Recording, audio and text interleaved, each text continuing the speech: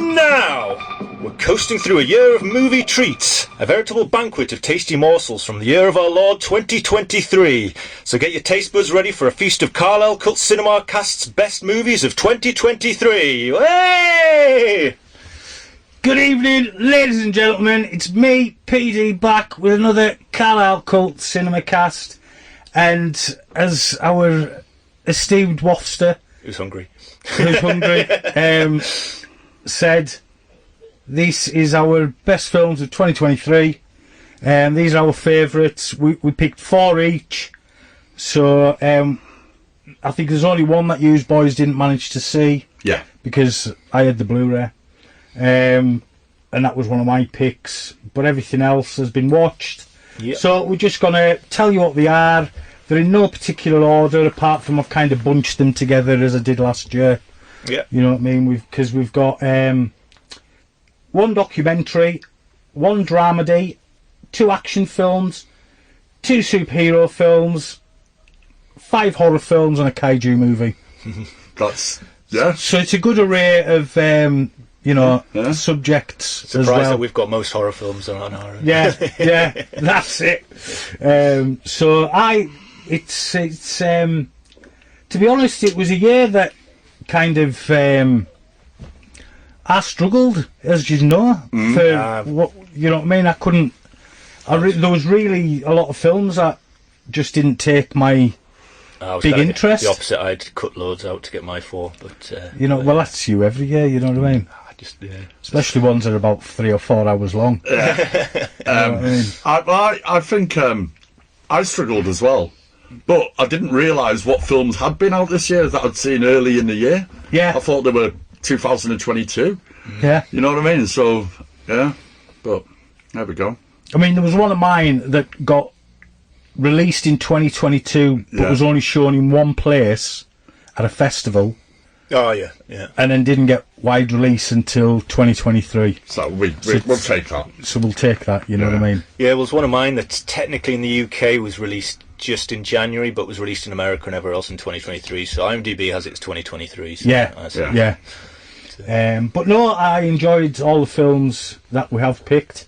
I don't think there's any bad ones in there. No shite. So kicking it off, no killer, no filler. No, kicking it off, we've got the documentary, A Disturbance in the Force, directed by Jeremy Kuhn and Steve Kozak.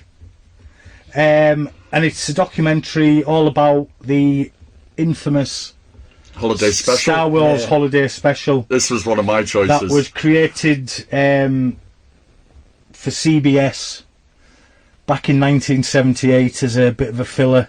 Have you both seen it? I take it, the holiday special. Yeah. Multiple times. It's on YouTube. I got halfway through it, but it's a slog. Well done, mate. Well done for getting that far. Yeah, it's a slog. I'd love to see an HD copy though.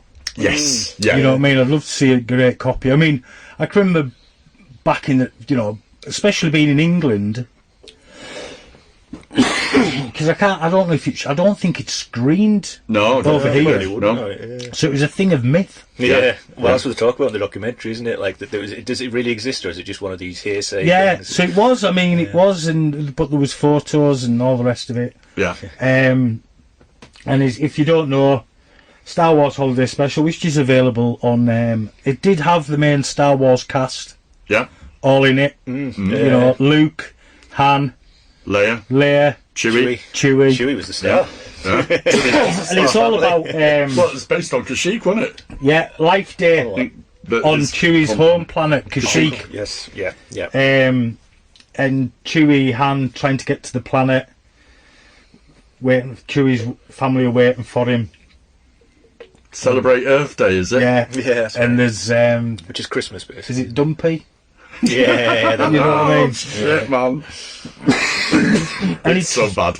It is. Sorry, I've got a frog in my throat. Or it's hairy, because I was talking about Wookiees. You've been sucking a Wookiee off again. Yeah.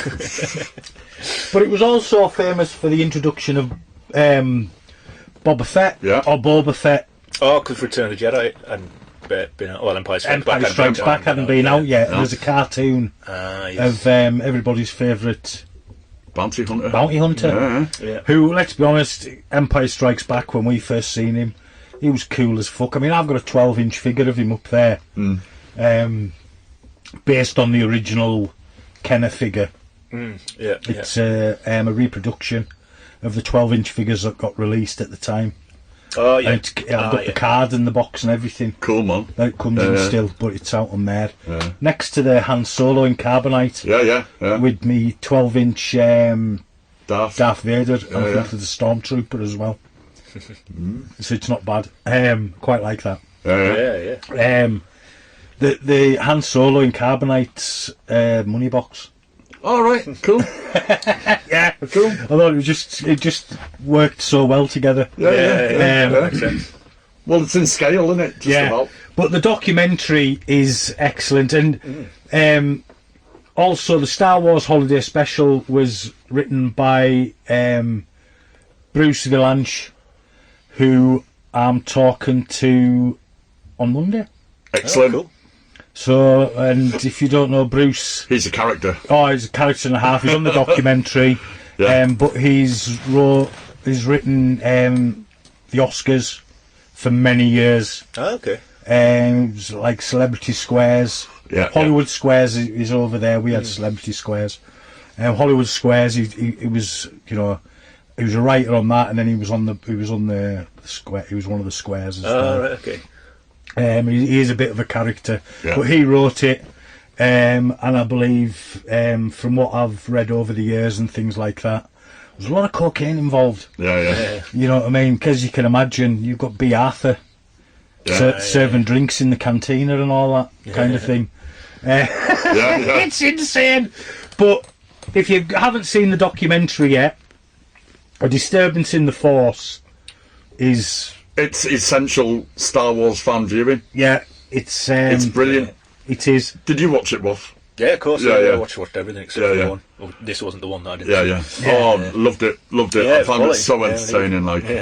And it's a great. I like a documentary every now and again, and especially on a subject that I like. I watched a documentary on Prime last night on the Tony Hawk's Pro Skater game. Oh, right, and how it all came about, and I didn't realise Tony Hawk wasn't as big as he was until that game. Yeah. But I always saw him as being quite a figure before that. Yeah, I did. Yeah. Mostly because of that game. Oh God, it catapulted him to mega fame. In America, he was known in the skate scene and all that, and obviously, you're trying to get that cross pollination between gamers and skaters. Yeah. So, which there is a bit of a cross pollination. Oh, absolutely. So Tony Hawk's was known in the skater world. Yeah. So Ideal stick his name on it. No, so it's well worth a watch. It's an hour long. Yeah. I might watch Pretending I'm a Superman, I think it's called. Right. I used to get hooked on that game. Me and my mates, when I was a student, we just sat and played that all day, just trying to nail. Well, I bought rails the remastered. Oh, is that? They're brilliant. I might have to get that. Pro Skater 1 and 2. Anyway, we're going Yes, well. yes. So, anyways, that was our documentary, and it is a cracking documentary. Absolutely. Moving on to our dramedy. Oh yes, yeah. And that's The Holdovers, Yeah. directed by Alexander Payne, written by David Hemmingson, set in the winter of 70-71. And the film starts Paul Giamatti as a very strict kind of history teacher. Yeah. Teaches the classics, as they call her in America. Yeah. It's cantankerous, isn't he? Yeah, at a New England boarding... Oh, my throat. A New England boarding school. Yeah. It's because I've been talking a lot lately. Yeah. To like you. Where Vocal cords. he's forced to chaperone a handful of students. Yeah. Called and the then- Holdovers. Yeah, because they're held over. Yeah, university because they have nowhere to go, kind of thing. Yeah, well, it's boarding school, isn't it? No, but It's like a high school. Yeah, that's right. So, yeah, the parents basically are away doing things. I've got no time for the kids. And they're left there, and about well, a lot of folk might not have seen it, so I can't go too much into the... Yeah. Because there's a little twist, but it's a very heartwarming... It goes to some nice, heartwarming places. It's got a cracking soundtrack. Oh, the soundtrack's great. You know what I mean? Yeah. If you imagine it's that late 70s, I mean, that early 70s, 71, late 60s vibe going on. Well, the filming's done very much like the 70s. They've tried to film it. Yeah, it I looks noticed that with Yeah, the, that's I was going to what say, it it was with the opening credits and things like that. Yeah. It's got a very 70s aesthetic. Yes. The colouring's very 70s looking. Yellow, it had brown. it had a feel of kind of the likes of Harold and Maude and being Yeah. there, and Yeah. you know what I mean, that kind of vibe. Yeah. And if you haven't seen either of those films, Harold and Maude or Being There, I love Harold and Maude. I'm not sure if I've seen Being There. oh, Being There was the last great Pete Sellers performance. Right, no, Chance the Gardener. Oh, it's beautiful. It's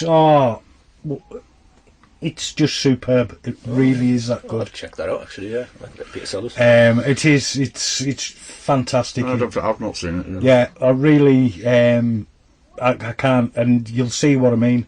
Yeah. Just got a similar vibe, similar colour palette as well. Yeah. He's got it right, the colour palette. He's like, as a director, he's really nailed it. It doesn't feel like it's trying to be the 70s. It feels like it's from the 70s. Yeah, it feels like it was made back then. Yeah. Which was a fantastic time for film. Yeah. And it was kind of, in a way, it was one of the last times when there was ultra freedom in cinema. Well, it was the start of freedom, though, wasn't it? Because the studios. Well, it was a start, but it was also the time when it was. Because the studios used to own all the stars, and they just made big kind of epics, United musicals and Artists. stuff. Yeah, and MGM and all those, and it kind of basically all these young directors like Francis Ford Coppola and Scorsese and Scorsese and George Lucas even, and like all came along and went, no, we're going to do it our way. Fuck you, and that was They kind of ripped up the rule book. yeah. That's You know it. what I mean? And that inventiveness kind of carried on a bit into the 80s. Yeah. But it was a little bit more studiofied again. The studios had kind of got a bit more of a hold. They started to cater a bit more for the public, I think, in the 80s. So that's why there's so much like great stuff in the 80s, because it's very, let's make something for the public. With the 70s, I think the directors own projects there. I'm going to do it my way, and if you like it, you do, and if you don't give a shit. That's it. Stuff like The Graduate and films like that. Yeah, that's it. And it's an excellent film, and it's got such a great cast. Yeah. I mean, Paul Giamatti in it. Yeah. Is it Walleyes? That's his nickname. Yeah. Oh yes. Walleye or something like that. And he's excellent as Paul Hunnam, the teacher. And I was surprised by it when I watched it. Yeah, I kind of caught it just because I love Sideways. Alexander Payne did Sideways, which is one of my top films. So Paul Giamatti as well again. Yeah, stars in that as well. So I thought I've got to give this a go. And Did he win an Oscar for that, or did the film win an Oscar? There was not. I don't know. I can't remember because it was such a long time ago. And Giamatti's up for an Oscar for this one. I know that, but I don't know if he did it for Sideways. And it was, you know what I mean. It was a great, you know, and it hasn't got a typical Hollywood ending. No. Which was again a lot of 70s yeah. films didn't have them typical Hollywood endings. Yeah. Oh, it's a lovely again, film. Lovely film. Yeah, that's a good Sunday afternoon film. Yeah. Yeah. There's. I mean, it's 2 hours long, isn't it? 2 hours 13. Is it? 2 hours. But and I'll be honest, it didn't feel that long. Yeah, No, it didn't. It didn't. And that's a good feat. That's what Me and Daz have this thing where an hour and a half to an hour and 45 minutes Perfect time. is the perfect film. Yeah. You know what I mean? There's certain films where you don't mind them being, if they've got a proper larger story to tell. Yeah. You know what I mean? Yeah. Like, for instance, Endgame. Yeah. I was just about to say that. Oh, well, that's the obvious, because it doesn't feel like 3 hours long. It feels like. But it's actually Because packed. again, it goes at a good pace, doesn't 2 nights ago, I found myself sticking that last hour of Endgame on. I've done that before, yeah. Just to watch Oh, that. it's amazing. It is one of the most... Portals bit and that. the most cinematic... Yeah. Tony.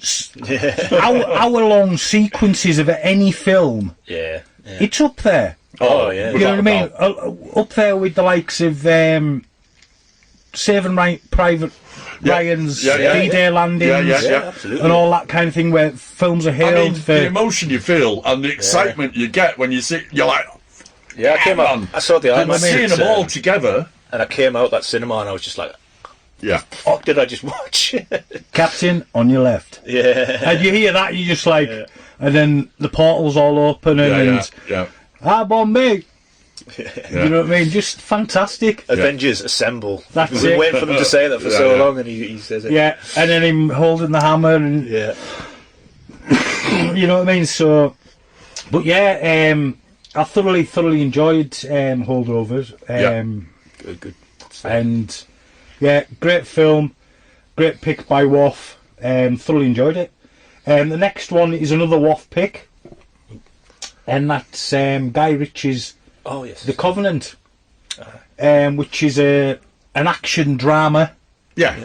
There's not loads of action till the end, really, is there? Well, there is a little bit there is a little bit at the start. Yeah, but To be honest, the trailer betrays it and gives too much away. right. Oh, I never saw. I didn't see the trailer, thank goodness. And what I did like, it wasn't like the normal Guy Ritchie. No, absolutely It was not. very different. It Absolutely wasn't not. doing his normal, Quick tricks, editing and stuff quick like that. editing, the tricks he normally does with Stylised music, and stuff, his usual stylized, which I love Guy Ritchie's style. Me too. Oh, But, God, we all stuff do, like yeah. The Gentleman, he's still shown he can still do it. I mean, that Operation The Fortuna. I love that. It's a great film. I actually watched it after The Covenant. Yeah. But it got released straight onto Amazon, didn't it? Yeah. But it was made for Amazon, Yeah. which seems to be the new Roadhouse is made for Amazon. Yeah. Oh, is it? Right. Yeah. It's not getting a cinema release. It's straight to Amazon, which I'm looking forward to. Well, they've got the money, haven't they? So. Well, that's it. They had the rights to make it.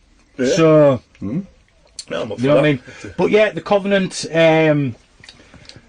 Guy Ritchie directed, produced, co-written, starring Jake Gyllenhaal and Dar Salim. I mean, I'll tell you something, old Jakey Boy's come a lot since seeing him first in Donnie Darko. Yeah. Where he was playing that, The kid, wasn't he? 80s, Yeah. shoegazing, Yeah. you know what I mean? So American it's teen. starting Bubble Boy for me. Oh, right, yeah. Yeah. And, So I think Bubble Boy... Did Bubble Boy come first? Oh, I don't know. I'm not sure. I don't know. But I'll have a look at that. he's really started putting himself up there as a bit of an action man. Yeah. And I'm looking forward to... Because he's Well, Roadhouse is... Roadhouse, yeah. That's why it was in my head, to be honest. And he plays... the plot follows John Kinley, US Green Beret Master Sergeant, and Ahmed, his Afghan interpreter, fighting the Taliban. But I was a bit... it was like... My only... and it was a great film, but my only criticism was... It was like... an hour of McKinley's fight getting back to, America, so to speak. Yeah. Then about 20 minutes of him shouting down the phone. There was a lot of that. You know what I mean? And then the last... Because it was an hour... Was that 2 hours dead, I think? I think it's about 2 hours. 2 hours. And then the last kind of 45 minutes... It's him going in for the rescue. Yeah. You know what I mean? So I think they could have shortened maybe the front part a bit more. Yeah. And elongated the end. And elongated the end. Yeah. Would have been a, you know what I mean? A better balance, yeah. I thoroughly enjoyed the film. That's my only... Oh, no, it's Ray. It's just a film that there's nothing that you can find a fault with either. It's a Ray, you get a perfect film. No, well, that's it. You know what I mean? But no, I thoroughly enjoyed it. And yeah, it was a bit different from Guy Ritchie, to be honest. I wouldn't have known it was him if I didn't know it was him before I watched it. I finished it. I was like, I wonder who that director was. It's fucking. Especially when you're not watching the trailer before. Yeah, that's it. Yeah. You know what I mean? The only thing it did do the same is like they would say something and then he'd bang on the words. What, like when they do an acronym or something like that, it'd like, you know, like, oh, that GRD, you know what I mean? Then it'd come up on the screen what it is. Aye. Oh yeah. And that was sort of like, you know, when he introduces his characters and stuff like that. That's the only thing that I could actually say, yeah, that's a Guy Ritchie touch. Yeah, from that kind of era. Yeah. I don't know if you know what I mean, but it happens a lot in the film. They brought in stuff like in the kind of late 90s, early 90s. There's a lot of that kind of in, like the Train Spotting, Danny Boyle. Yeah. But it'd been, before that, I mean, it'd. Yeah, it just became a very big thing around there. Yeah. He was kind of cutting his cloth. Cutting his cloth, is that the right phrase? But I mean, it's a great film, and a great action film, and told a decent story. Absolutely. You know what? I enjoyed it a lot more than I thought I would. And deserved a hell of a lot. Well, I mean, it was, again, this is one of Wasp's picks. Yeah. And it deserves a hell of a lot more love. Yeah, went absolutely under the radar. Just so many people haven't. I think hardly anyone's seen it, to be honest. Because it's Amazon. Yeah. Not everyone's got Amazon. That's it. Which is the one streaming service which you think everybody would get because you get free delivery. Well, you get lots, actually. I mean, I've had it for years. Yes, I couldn't imagine being without it, to be honest. Yeah. You know, I could give up Netflix. Yeah, I could in a heartbeat. You know what I mean? But actually, no, because I go a lot on. I use VPN. Oh yes. So I go on. I do the foreign versions. Versions and watch stuff. So maybe you couldn't do without Netflix. To be fair, the stuff I watch on them all. Yeah. But yeah, Covenant kind of went under the radar, but great film for Wasp's choice. Absolutely. Thoroughly enjoyed it. Yeah. So I think we've had a couple of yours so far, Waff. Yeah. Up. One of Daz's. And next up, it's another war film. And it's the absolute insanity that is Sisu. Oh, of course, yes. You know what I mean? Fucking. This was released and shown at a festival in 2022, but got wide release in 2023. So we class it as a 2023 film. Directed by Jalmari Helander, Finnish director who also directed Big Game and Rare Exports. Yeah, which we were talking about the other Christmas one. Yeah, and it also has the father and son duo who's in all of them. The father plays Sisu, basically. Yeah. And the son plays the tank driver. He's not son, you know what I mean? And he hasn't half grown up. Since Rare Exports. Since Rare Exports and Big Game, because he's still just a boy in Big Game, which I love that film. It's a great film. But it's set during the last days of World War II, and a solitary prospector crosses paths with the Nazis, who are on a bit of a scorched earth retreat. They're on the run basically because they're getting hunted by everybody's. Tail is totally between their legs. Yeah, that's it. Yeah, they're told to get out while they can, because if they get caught, you know what I mean. So they're just killing everything in the path as they leave. Yeah, because they were just evil bastards, like. Yeah. You know what I mean? They just didn't care. Yeah, they really didn't. But they come across our man and realise he's got gold and he wants his gold back. Yeah. They pinch it off him and it's insane. I mean, he's throwing fucking mines at them. Yeah. He's digging mines up and throwing them at them in one scene. It's just absolutely nuts. It's kind of like John Wick in World War II kind of thing, really. With elements of spaghetti westerns in there. Yeah. The soundtrack of it was very much kind of had that very much of a feel of a spaghetti western as well. Leone type so thing, that whole kind of Ennio Morricone kind of sound. I knew what you meant. Yeah. Let's get them. And it's nuts, and he just goes... I mean, there was a similar film came out, which is on Netflix, called Blood and Gold, which is brilliant. And if you haven't seen that, give that a... You know, it's got gold. Right. And blood. Yeah. But it's Nazis getting done over, and that's got a very spaghetti western feel to it as well. And I think that's a German film. Oh, yeah. Which you don't see many German films tackling that. No. But it's great at the way they do it.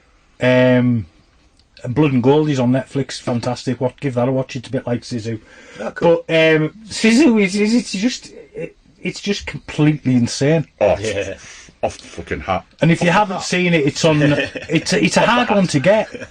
I think it's out on Blu-ray. You can pick it up, but it's on Sky. Oh yeah. Sky Cinema got the exclusive on it. Right. So it's not been on any of the streaming things. That's why. Remember when Steve was looking for it? Ah, yeah. And I said, "Oh, it's Sky. It's on." This is why films fly under the radar, though. You know what I mean? Because if you haven't got all the streaming sites, you're fucked. Yeah. I found a Fire Stick before. Do you know something? The people are getting done left, right, and centre now. Yeah. They're grabbing people who've got the Fire Stick, sorry, who own the hub. Yeah. BTV. And then they're getting their whole email list and tracking folk down and doing them. Oh wow. You know what I mean? I'm glad I never went down that way. Yeah. I've tried. Yeah. But I've never been satisfied with it, so I just kind of... Yeah. You know what I mean? Yeah. It's getting the right one that works permanently. Yeah. Look, we pay for our streaming. Yeah, well, that's what I do. And I do use a VPN to go, but I'm paying for it. Yeah, that's fine. And I pay for the VPN. Yeah. But yeah, so Sisu, fantastic action film. Definitely. It's on Sky Movies if you've not seen it. I reviewed it in as one of my films. I can't remember. It was News and Star. I can't remember if it was one that just gone, or I think it was just January's. But yeah, fantastic film. Thoroughly enjoyed it. Watched it a few times. That was one of my choices. Choice. It was just such a... I thoroughly enjoyed it. Yeah. I smiled the whole way through it and laughed. Yeah, because it's just... Because it is funny. It's just Nazis getting... Yeah. It's funny, and it's like... And you feel for the bloke, like... Yeah. And he takes a battering. Yeah. And he gets them lasses, and them lasses get some revenge as well. Yeah. And that sequence when they come walking and just blow all them Nazis away. Yeah. You know what I mean? Absolutely fantastic. Yeah. Amazing film.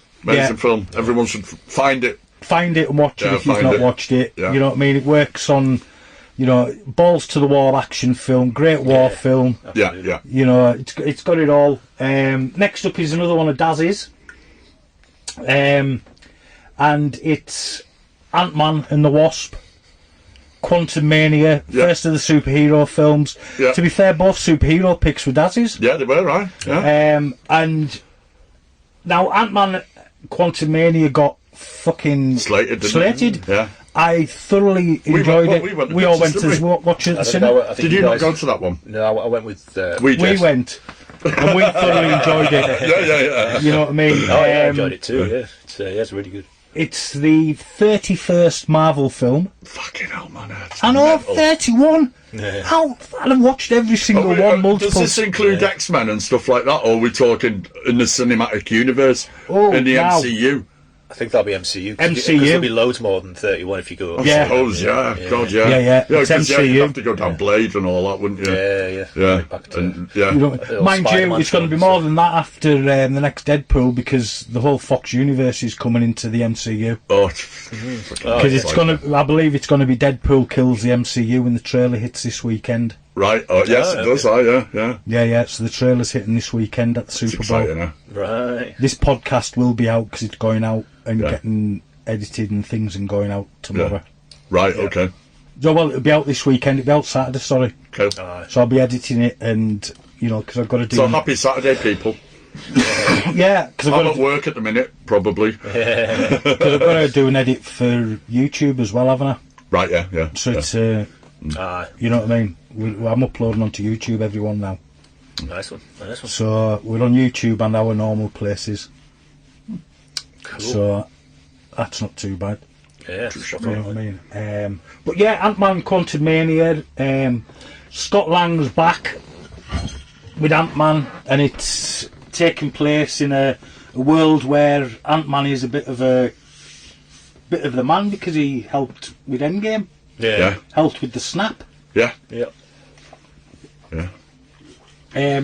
He's got his daughter. He's with the Wasp. Hope Pym. Yeah. Because she had it as a mother's name for a while, didn't she? She did. Oh yeah. And obviously, what's her name's back as well. Michelle Pfeiffer. Michelle Pfeiffer is back. Still and Michael looking, Douglas. Still looking good. Yeah. Michelle Pfeiffer still looks amazing. And Michael Douglas is back as well. And they basically go up against Kang the Conqueror. Yeah. Who we'd been introduced to in Loki Yeah. Yes. as He Who Remains. Yeah. Which, if you haven't seen Loki season 1 and 2, Yeah. they're just fucking Brilliant. some of the best Marvel TV you'll see.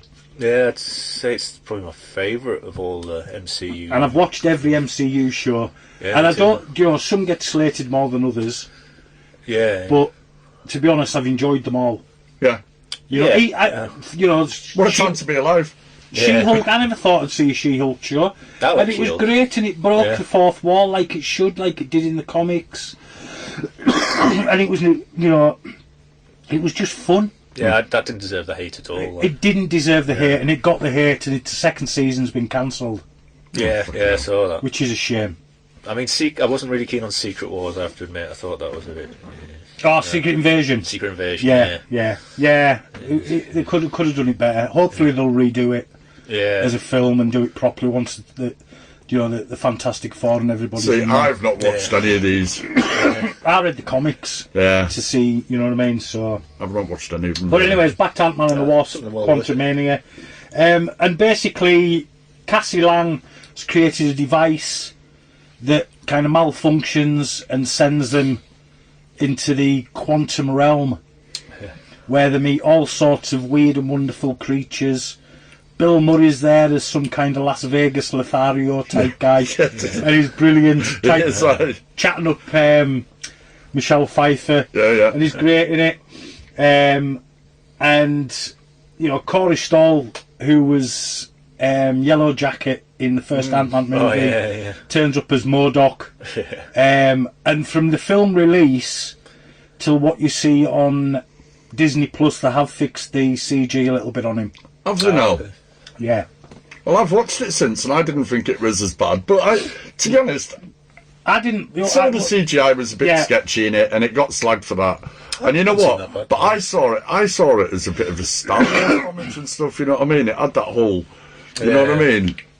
I loved it. I thoroughly I thought it enjoyed was it great. as well. I thought it was a great fun. Yeah, and I You like know, Ant-Man as a character. People are wanting too serious. I mean, I think they could have had a different villain other than Kang. Yeah. I think he defeated Kang too easily for who Kang is. Yeah. You know what I mean? But it also opened up, but the recasting Jonathan Majors, Yeah. I believe. Well, are they recasting him or are they going to change the villain? I hope they recast him because they'll have to totally change all the villains Well, if they put Doctor Things Doom are in or supposedly something like changing for Secret Wars is going to be the big reboot. that. Right. Yeah. It's going to be dragging all the elements they want to keep Yeah. are going to be kept. Anything they don't is going to be discarded and Yeah. it's start again. Yeah. Because Secret Wars, it's a multiversal Secret Wars. So anything goes. Yeah. You know what I mean? The Fantastic Four are coming in, which aren't supposed to be from our universe, Yeah. and it's going to be set in the 60s. Oh, okay. So they're going to end up coming into our universe Right. through probably something to do with. And Pedro Pascal, I believe, is. Just been cast. I think I read that today. Well, he's been. Captain Fantastic. Yeah, Vanessa Kirby as Sue Storm. Oh, right. I understand. Joseph Quinn from Stranger Things. Joseph Quinn. Oh, Oh, bloody Eddie. Eddie. Oh, right. Yeah. All right. Yeah. British dude. Yes, yeah. As Johnny Storm. All right, cool. Okay. Yeah, I can see that. Eben, I can't remember his name. He's in The Bear, All right. and he was in The Pit Punisher. Not seen it. He plays the Bear's brother.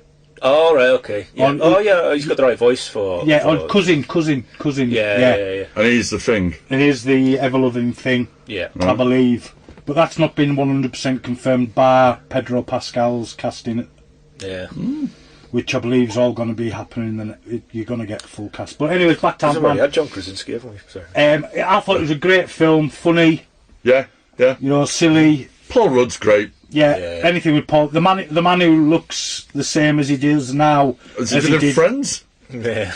as he did in Halloween 6, which was before that. He hasn't aged. No. But next up was Dazzy's other hero pick, Gardens of the Galaxy Volume 3. Do you say Gardens of the Galaxy? No, Guardians. Oh, it sounded like... Gardeners. Gardens of the Galaxy. Gardeners of the Galaxy. Going around with their more. Yeah, Eamon Holmes. I it. remember. Eamon Holmes. Edmund Holmes. No, I always get him mixed up with someone. I know you're Alan talking about Titmarsh. Alan Alan Titmarsh. Titmarsh. I always get them two mixed Charlie up. Dimmock. Yeah, oh yeah. Back in the day, Charlie Dimmock, man. Oh, But anyways, James Gunn's third entry in the Guardians of the Galaxy, which we never thought the we'd best. get. no. I'd say the best. Yeah, I think loved you're it. right there. Yeah. It's got a real heart in a lot yeah. of places. All that Rocket Raccoon stuff's really kind of... Oh, Yeah. God, yeah. Yeah, but when you Gets in when the you kind feels, of man. realise Yeah. that actually it's not Peter Quill's story, it's been Rocket's story. Yeah. Yeah. This whole time Yeah. it's kind of been Yeah. Rocket's story, not Peter Quill's. No. Imagine if James Gunn never got back into Disney. And We'd never got have to finish seen it. that. Yeah, We'd never have seen that. Yeah.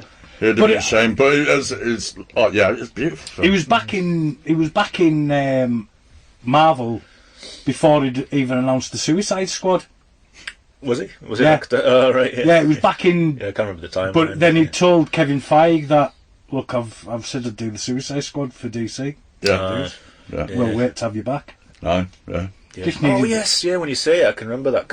Yeah. And he smashed it on both counts. Yeah. And this was their Yeah. 32nd film of the MCU. Jesus. And it's, Chris Pratt, Zoe Saldana, Dave Bautista, Karen Gillan, Pom Clenty, Vin Diesel still doing the voice, Bradley Cooper still doing the voice of Rocket, Will Poulter as Adam Warlock. Adam Warlock, yeah. which to be Brilliant. honest, it was great, but they did My Boy Adam Bad a bit, because I've read the comics, Yeah. and They made him a bit weaker. yeah, he's a fucking weapon. clown. I mean, he's the reason they fucked Thanos in the Yeah. Infinity Gauntlet saga, basically. I've got a mate at work who's really into his Marvel, and he's been talking about Adam Warlock for ages. He's his favourite character, and he was like, "Oh, when he comes in, it's going to be amazing and stuff." And then I think he was okay with it. He was like, "Well, he's young. I think that he's going to get more. he's going to get like, more powerful." But yeah, it Um, doesn't sound like the one he described to me. No. And Sean Gunn's in there. Yeah. Oh, obviously. Chawudi Iwuji plays. Easy for you to say. Yeah. And he plays the creator, the high evolutionary. Sorry. Oh yeah. Linda Cardinelli's in there. Nathan Fillion. Yeah. Sylvester Stallone. Yeah. And they've got to save Rocket's life. Yeah. And they go to and it's again, the soundtrack is amazing, Yeah. but it's more of a noughties, like 90s and noughties Yeah. tunes in it this time, and it is absolutely fantastic, and it's got so much heart for a superhero film. Yeah. You know what I mean? Especially at the moment where superhero films aren't knocking out the park, No. and doing really well, aren't doing that well. And I mean, the Marvels, which was set after these, got loved that. slated, and I thought it was great. I absolutely loved Just- that. I saw yeah, it twice. Just At one to cinema. Disney. So I might give it a whirl. Oh, it's so good, Dad. You got to see it. Yeah. I might watch Yeah. it tonight. Yeah. Yeah, I think it absolutely. hits today. Yeah. No, it's the other day. Yeah, 7th. Yeah, yesterday. Yesterday. Yeah, I was going to watch it, but I decided worth against it. it. But no, I'll do it. thoroughly enjoyable. I haven't seen Ms. Marvel though. But I thoroughly enjoyed Ms. Marvel. I thought that was a great fun. I could see what they were doing with it, where it was aimed at. You don't really need to, apart from it introduce you to the character of Kamala Khan, who's a great character. Yeah. You know what I mean? But it's just an origin story. It doesn't matter. Yeah. You can easily pick up what's going on. Yeah, you know what? Yeah. I've seen enough like new superheroes on film for the first time that I reckon I could probably adapt. It's enjoyable. I'll give it a watch. It really is good. Yeah, I love it. I thoroughly enjoyed it. But Guardians of the Galaxy is proper class. Yeah, amazing. Loved it. It's right. Did we go to the cinema to see that? I saw that with Jess. I mean, I think I went to the cinema.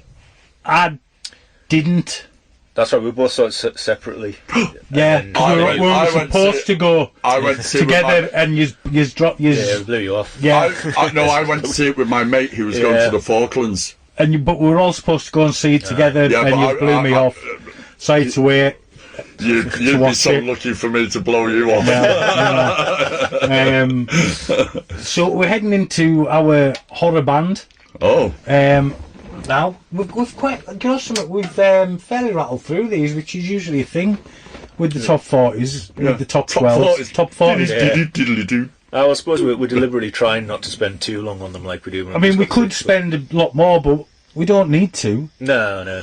You know what I mean? And it's a nice flow. And they're all new, so we don't want to give away too much as well. Exactly, because, which is why I'm not going into too much. No. If folk haven't caught these films, that's it. Especially some of the ones like Antman, where they might have thought, "Oh, do I really want to watch that?" Yeah. Oh, it's well worth watching. And the Covenant, which slid under the radar. That's it. Which comes to my next film, which a lot of folk won't have seen. And that's which you lads haven't, Video Shop Tales of Terror. Oh yes, yeah. Which was my last film of 2023. Yeah. And I thoroughly enjoyed it. Written and directed by Alexander Churchyard, Max Davenport, MJ Dixon, Andrew Elias, Michael Fausti, Jeff Harmer, Tony Marden, Sam Mason Bell, and Tom Lee Rutter. And it's an absolutely delightful anthology film that pays homage to the classic horror studios of the past, with a twist on the traditional anthology format. It takes viewers on a nice, chilling journey through 6 tales of terror, and I thoroughly enjoyed it. And I'd been waiting for it, and I got the Blu-ray as soon as because it was a limited Blu-ray, and the money from the Blu-ray goes into making the sequel. Right. And the Blu-ray's 250 limited. That's Cinema of Horrors. Yeah. The sequel. No, but it's a Video Shop 2. I can't remember what its full tagline is. But, I mean, it kicks off... the Blu-ray that came, they're still available if you go onto the website on the Facebook page and things. And with it, you got a Video Shop membership card. Right. Stickers, badges, a poster. Oh, that's pretty cool. Plus the Blu-ray, which had a limited thing on it. And, yeah. All nicely presented and stuff. That's what you like, isn't it? Absolutely fantastic. Above and beyond. Yeah. I mean, I assume the guys that made this are kind of collectors, so they know what people want, so they're going to get it right. It's very much aimed at folk who can remember that VHS era. Yeah. Right. And some of that, the kind of, because it's a lo-fi, low budget film. Yeah. Which has been made with a lot of heart, and a great cast. I mean, Danny Thompson serves as the hostess with the mostess. She's fantastic, but she is the kind of thread right through she appears in each story bar one. Right. And she's great in it. And she also appears in the Video Shop as one of her alter egos, and she also, as the same character, she appears in a couple of other films from these same group of writers and directors as well. Right. Yeah. So it's a nice little universe going on. Yeah. It was all done Sing Lao put it all together, and lovely. I interviewed them, so if you want to, I done an interview with the directors and writers, and obviously Danny. It's on our YouTube channel, so if you want to watch that. But 6 stories. First one's Egghead, which is about a mad plastic surgeon. Red Lit Moon is a kind of noir-styled black and white vampire story, which is quite good. And between each as well, you're back into the video store. You're introduced to weird and wonderful characters. Yeah. And Fleurs de Mal is a kind of short and sweet kind of fallen woman in an institute, but she's a woman out of time. And that's a weird little black and white kind of nunsploitation vibe to it. Nunsploitation is a thing. Oh, right, okay. Did you not realise that was a thing? Well, it seems to be an exploitation of everything. The Devils, have you ever seen The Devils? Oh, I started watching it. I kind of with Oliver Reed. Oliver Reed, that's the same kind of nunsploitation. You know, there's Wasploitation. It should be. You've got Mary Whitehouse, You're a Cunt, which is the 4th story, and it playfully plays homage to The Evil Dead, and the whole video nasties debacle of the 80s. Real. And this is my favourite of the whole bunch, to be honest. And it's tongue's firmly in his cheek, and you can see all the little bits of nods to different bits of 80s, kind of the video nasties. Cool. And the Evil Dead especially. And it's great.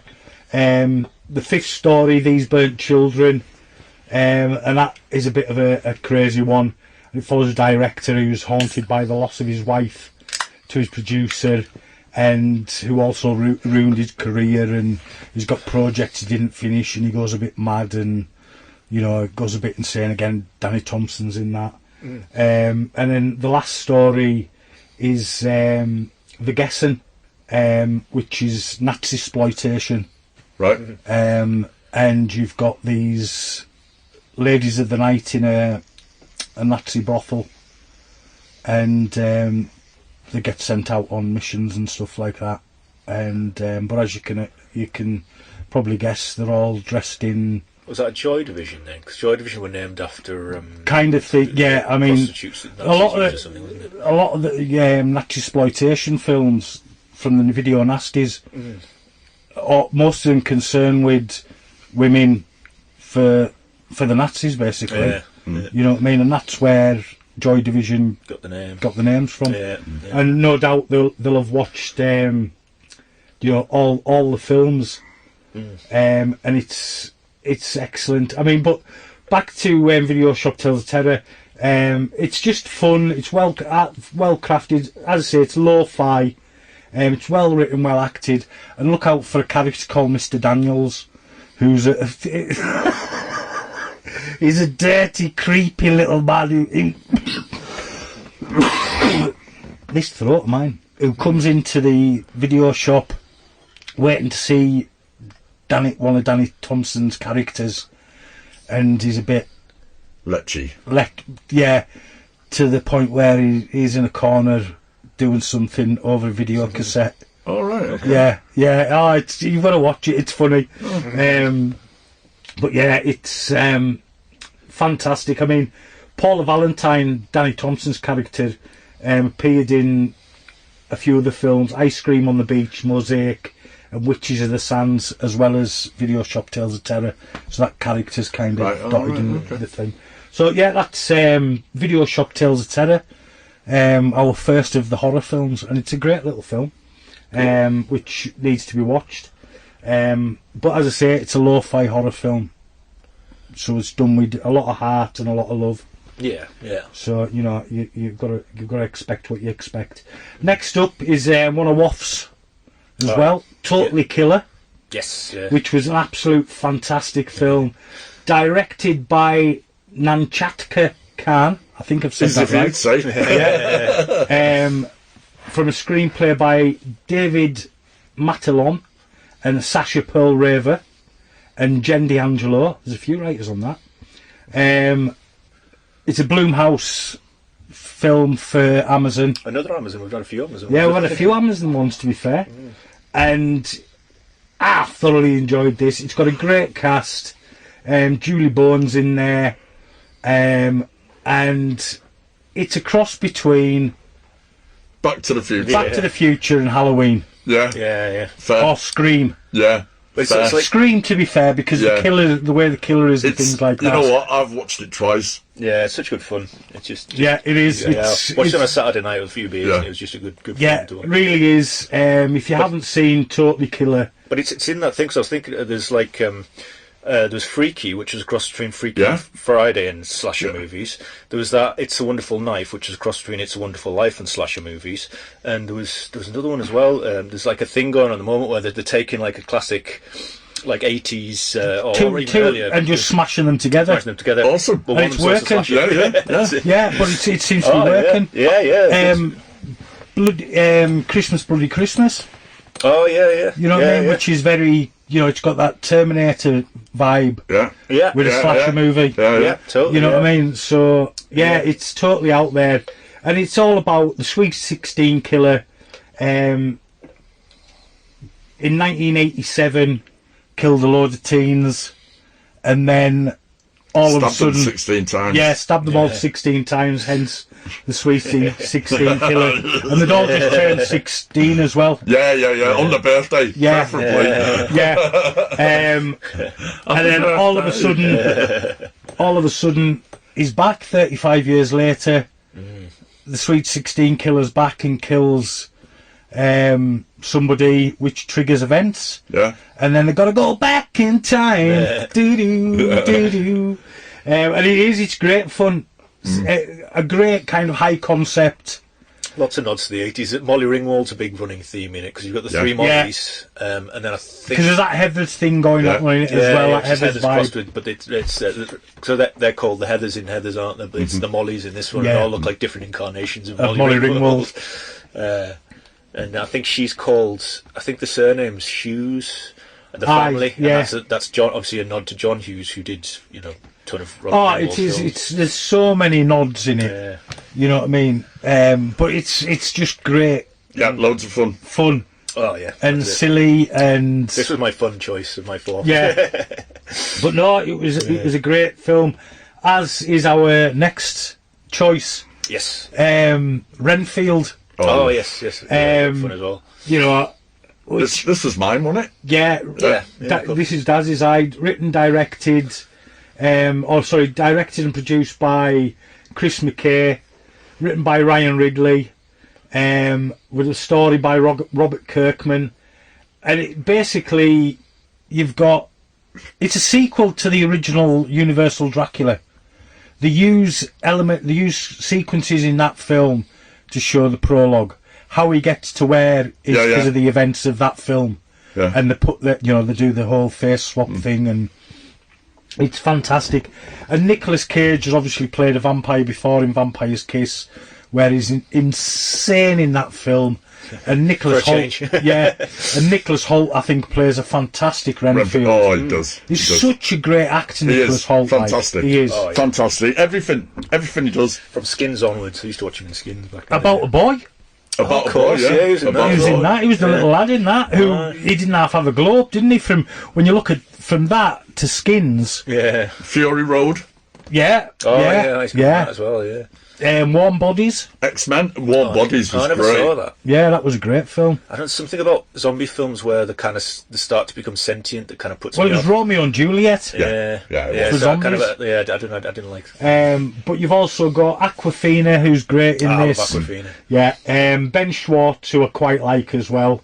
And it is. You've got it's basically modern times. Dracula's back, but hidden, and Renfield's going to self-help classes, where he's dissing on Dracula, and then this one day he meets Aquafina's copper, and when he eats a bug, he gets superpowers Yeah. and kicks the asses of a load of robbers, gangsters in a restaurant. And he's fantastic, and he starts having a life and a relationship with Aquafina. Yeah. And you know, and Dracula's wondering where he is, and you know, and it's great. And it's full of blood and it's full of fun. Yeah. Yeah. And I think Nicolas Cage was. He smashed it. You did as Dracula. He smashed it. Yeah. And again, I mean, he's playing Bela Lugosi, playing Dracula, isn't he? But hamming it up more than Bella ever did. Yeah, he does hammer it more. You know what I mean? Yeah. Especially, you know, the whole theatrical. You know what I mean? It's just fucking absolutely superb. Yeah. And Renfield was one. Well, it was one of my picks, and I knocked it on the head to. You gave it to me. Gave it to you because you were struggling. Yeah. And I went with Video Shop. Yeah. Which was, you know, which we just talked about, which was excellent. But yeah, if you haven't seen Renfield, I've watched it a few times. It's a fantastic. It's an action film. Comedy horror action film. Yeah. You know, that is a sequel to the original, you know, Universal Dracula. Mental. Which is superb. And if you don't realise it's a sequel, then it is. Yeah. It's been confirmed. Yeah. By the director. Right, okay. So, no, it is absolutely fantastic.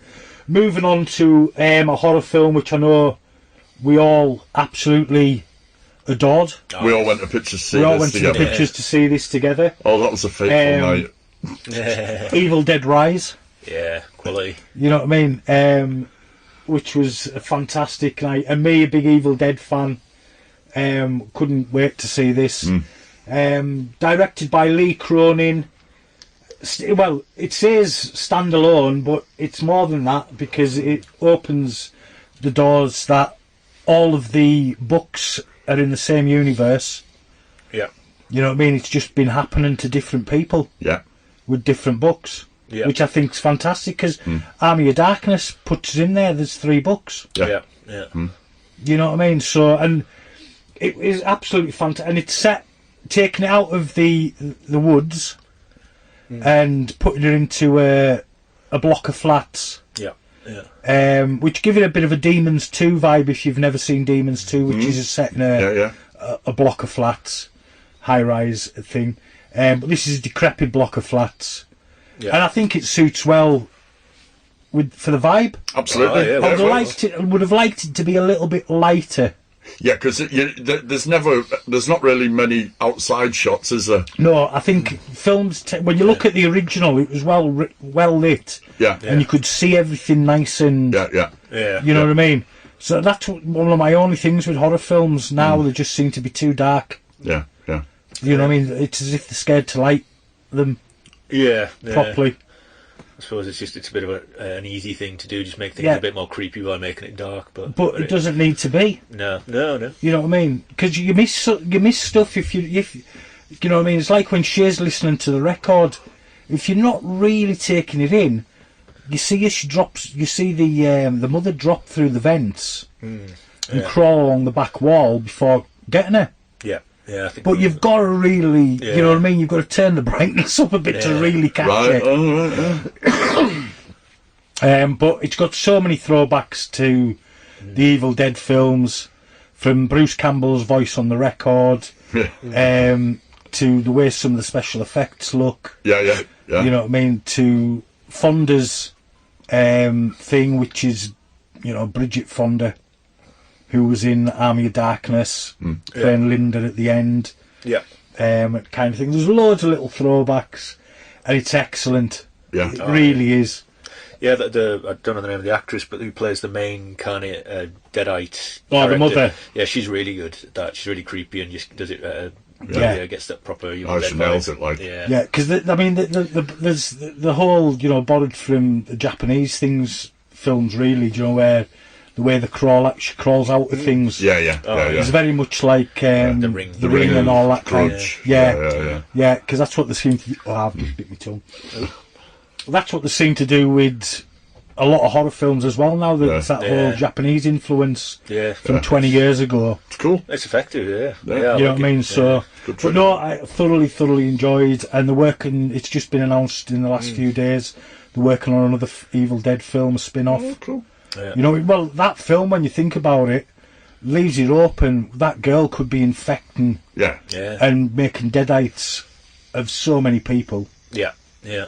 You know what I mean? Oh, yeah, you could take it all sorts of Yeah. directions. So it was absolutely, you know, fantastic film. Evil Dead Rise, yet again one of our films Definitely. of the year, Oh, yeah. and one that we all 100% kind of agree on. Yeah, yeah. Oh, yeah. I've watched it a couple of times since. Second from last, we've got When Evil Lurks. Ah, it's my movie of the year.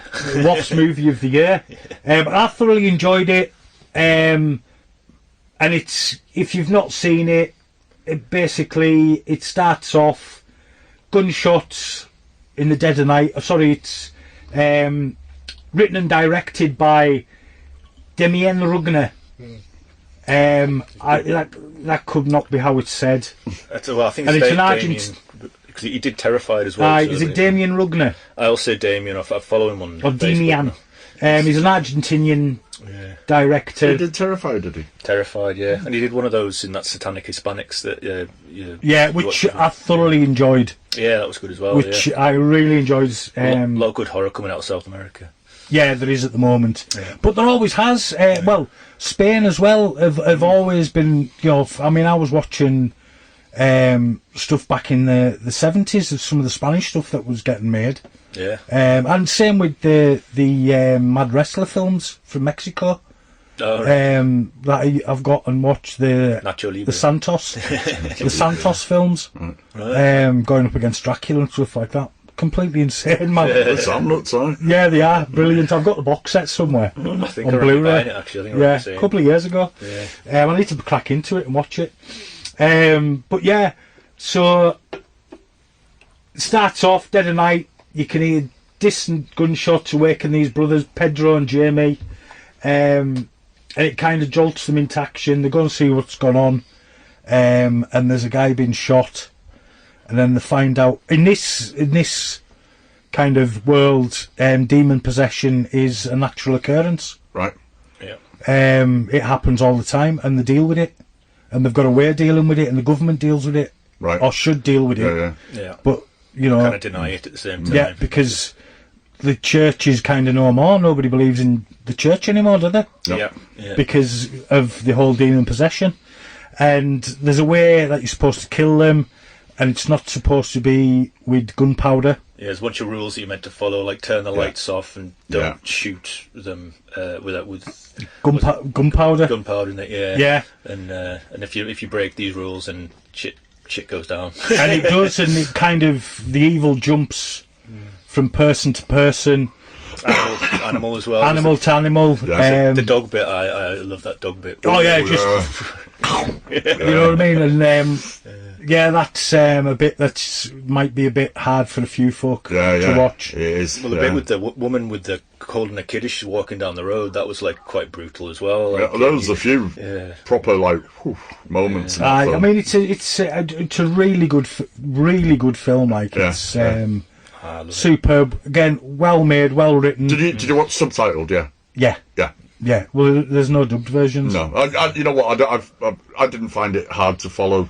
No. It was nice, easy. You know what I mean? It wasn't because it's not a fast-paced No, film, it is isn't. it? It isn't. Really, I mean, I thought it's they'd really bo- good. I Really thought good. it was I like- really enjoyed it. A few, you know, it was derivative of a few other films like Absolutely, yeah. Fallen, Fallen was there. Yeah.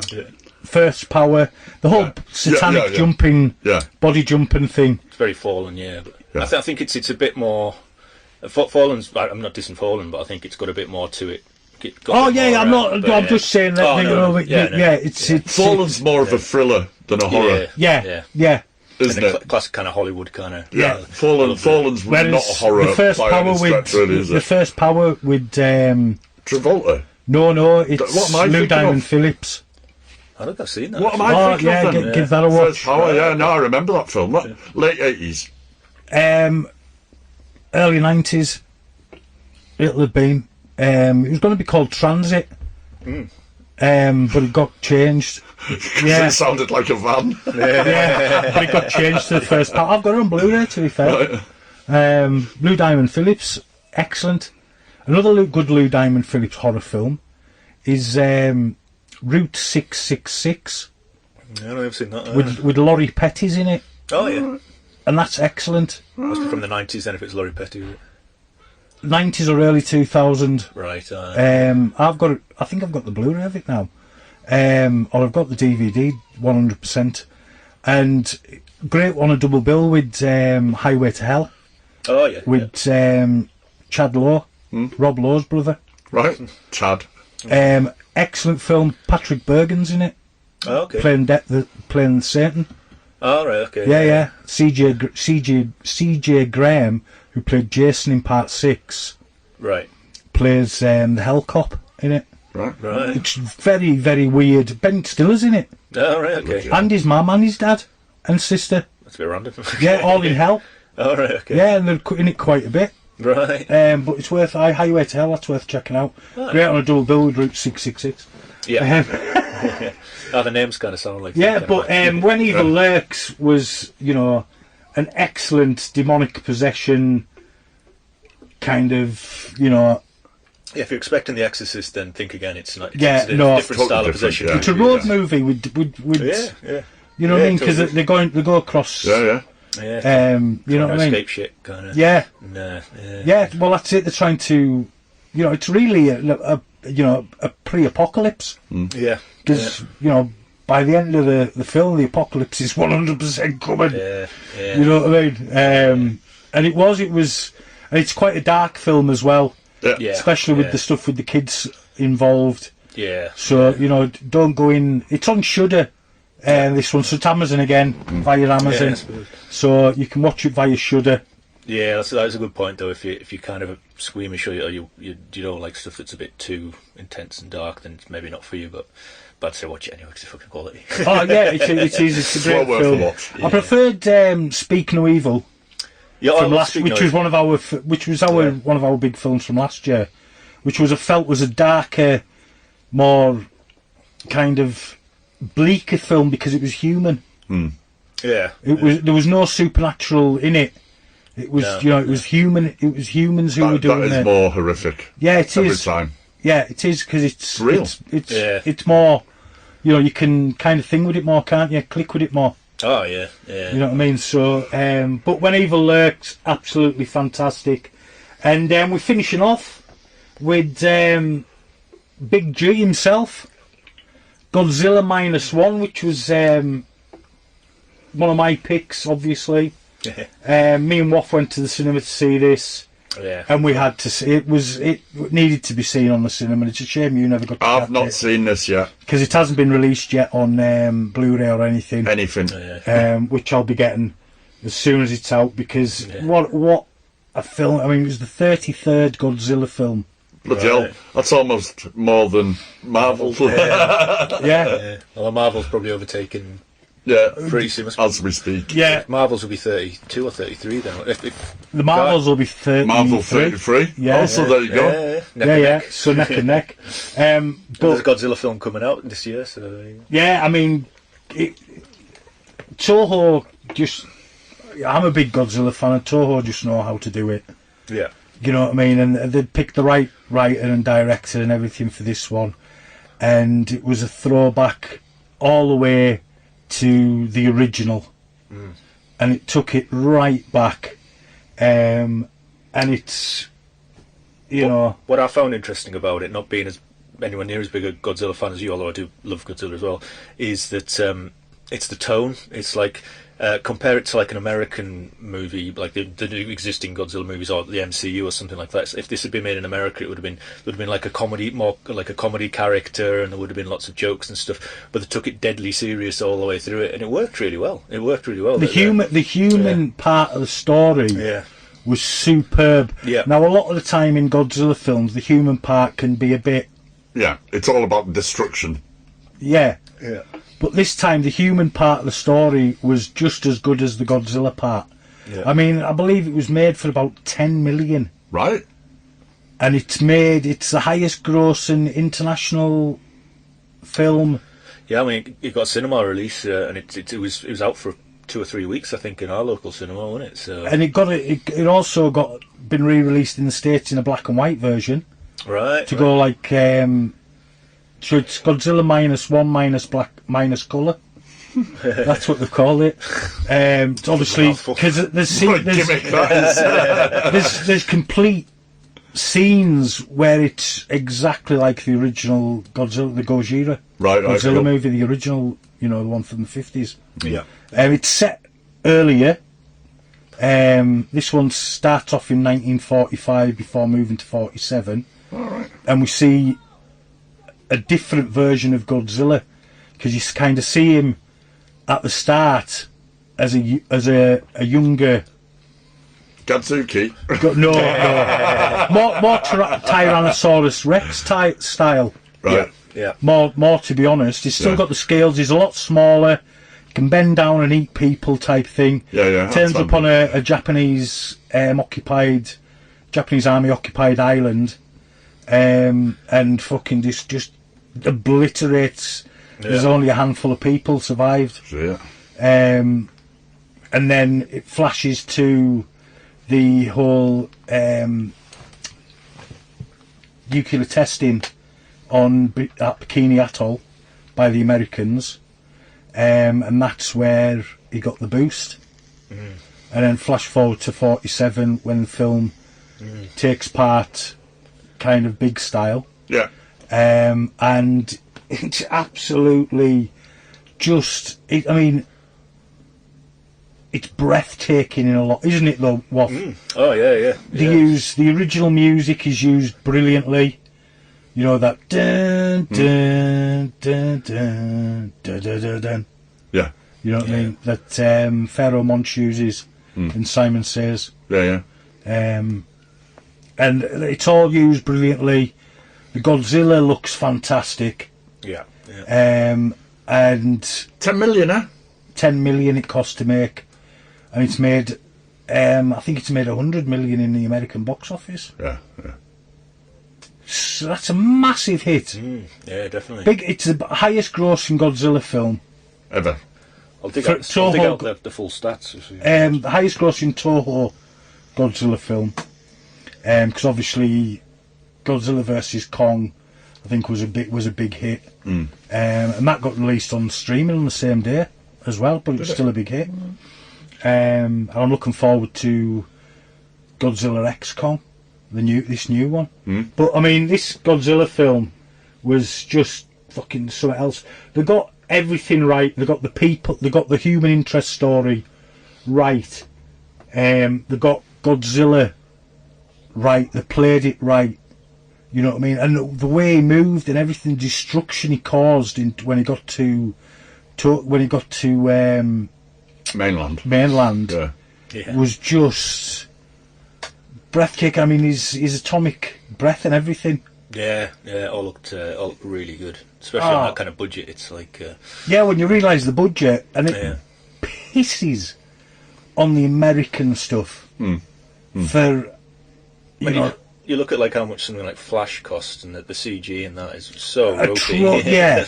I must have cost a few $100 million Splash. I don't know the stats, but yeah, 10 million. It's 10 million, and for it to look the way it did was just fantastic. Like, I mean, Godzilla's really having a big resurgence, a big comeback. Yeah. I've got 2 different versions running at the same time now at the cinema. Yeah. So that's I mean, Monarch Legacy of Monsters was superb as well. Yeah. When that's coming back for a second season, I think Kurt Russell's going to turn up in Godzilla X Kong. Yeah. Because he is currently in the Inner Earth. Right. So, and even though it's years later, because of the way they've done the Inner Earth, you don't age as much when you're in there. Right. Yeah. One day in the part where he was, one day is like 1 year. Right. It's a year's passed, but only a day's passed. So so originally he thought he'd only been down there for 20 days, but he'd been down there for 20 years. So when he came back up, he was still looking like his son. Yeah. Which is a great thing as well, that they've got his son play the younger version, which is the first time ever that's been done, I think. Yeah, I can't think of another. You know what I mean? Yeah. There's plenty of films where maybe the father and son are both Play in it. father and son. Father and But, daughter. Yeah. Father and daughter. But there's been father and sons in the same film, playing father and son, but not playing the same the role. same character. Yeah. No. Aye. That's what he's saying. Yeah. Not playing the same character. And it is a fantastic... And I can't wait for this to get a Blu-ray release at all, because it's just so good. Yeah. I'll look forward to seeing it. You know what I mean? When I get a chance. And there's, I mean, I didn't go into it, but there was a few of these that have reached our top 12 this year that we'd mentioned on our what we were looking forward to. Oh, right, did you go back to that and have a look? Well, I had a quick kind of brief just look what we'd Yeah, I was put down. curious because we said at the end of that, well, let's see at the end of the year which one of these that we expect are going to be good will actually turn out to be good. And I think The Evil Dead was mentioned. Guardians will have been. I think Guardians was mentioned. Yeah. Renfield was mentioned. Yeah. Yeah. Godzilla wasn't, because nobody had a clue it was coming out. Yeah. Came from nowhere. No, well, there's a few of them that weren't mentioned. You know what I mean? Evil Dead Rise was, Renfield was, Antman maybe? Maybe. Antman maybe, and Guardians. Sisu wasn't. No, Sisu came from nowhere. So yeah, I think we done it decent. Good top 12 there. Yeah. And as you can see, that's why it's written out like there, because I was planning how many letters were in each title, so I could put them on to do that cover photo. All right, yeah. I could have them kind of like that. Yeah. All right. So when I do it all, I'll do it all like that. No one listening has a clue what you're Just to talking explain about. for our listenership, Yeah. there's on our List. poster for this that PD's made has a picture down one side, so all the film names have to go down the other side, but they have to fit a picture that goes in and out a bit, so each one has to nicely fit by the side of the picture. Yeah. And, So what we've done is I've used an old like Top of the Pops Album from the 70s. It's really cool. As and I've used the same fonts that they used. Yeah. Just because I thought it was just good to do it. Yeah, it looks Yeah. Like that. And I thought because it's a countdown. It's a top yeah, 12. that's so right. top of the That's box, it. yeah, I know there's no kind of filmy bits in it, but I just thought it was fun to do. Yeah, no, it Fun looks to cool, do. man. And I also think my poster game's certainly upping. Yeah. You know what I mean? Definitely getting better and better. Yeah, absolutely. So yeah, that's been great crack. Yeah. It's been our first podcast back this year. We did do one at WAFs for our 100th Oh yes. episode, But that's not yet. but that's not yet. To make sense of that if you can. Yeah, we've still got 10 episodes to. It was just because it was a time period that we could do it. And We've probably got 10 episodes sat. yeah, we probably have with interviews and stuff like that. Yeah. You know what I mean? And I've got the Bruce Vilanch interview to do. Yeah. And there's others coming up, including hopefully members of the Bill Awesome. and Hammer Ladies. Excellent. Oh yes, cool. You know what I mean? So all good. But yeah, absolutely fantastic, lads. It's good to be back, and I thoroughly enjoyed that. Yeah. Me too. Good crack. So I hope you all enjoyed the ramblings of us Egypts, Yeah. and it's good to be back. I've been PD, here's been Waff, I'll do. here's been Daz, Bye-bye. See ya. and we've been the Carlisle Cult Cinema Club. Thank you for listening, and speak to you soon. Good night, God bless.